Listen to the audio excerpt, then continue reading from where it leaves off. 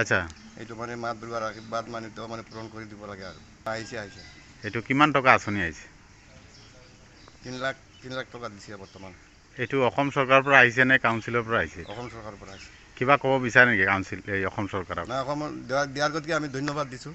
হয় হয় হয়, আৰু ভাল লাগিছে নেকি? ভাল লাগিছে, পুৰা বঢ়িয়া লাগিছে। আমি দেখিছোঁ গছ পুলিও ৰোপণ কৰিছে। হয় হয়, গছ পুলিও ৰোপণ কৰিছোঁ। কেইজোপা গছ পুলি ৰোপণ কৰিলে? 5 জোপামান লগাইছোঁ। জ্যেষ্ঠ এজনে ধুনীয়াকৈ তেখেতে মন্তব্য দিছে। আৰু এটা কথা হৈছে কি, যিটো আমাৰ মণিকোটটো বহুত দিনৰ পৰা আমি জৰাজীৰ্ণ অৱস্থাত আছিলোঁ, যিহেতু মণিকোটখন ইমান এটা ধুনীয়া হৈ থকা নাছিলে।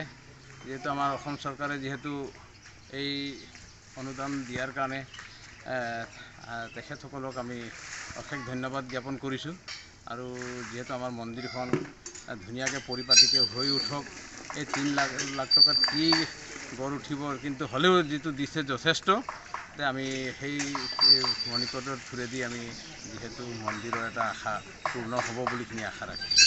আমাৰ ৰিতেশ সিংহি ডাঙৰীয়াক তেখেতক আমি ধন্যবাদ দিব বিচাৰোঁ, কাৰণ তেখেতে আমাক অশেষ কষ্টৰ মাজেৰে আমাক পাৰ কৰিছে, সেইটো কাৰণে আমি তেখেতক ধন্যবাদ জ্ঞাপন কৰিছোঁ।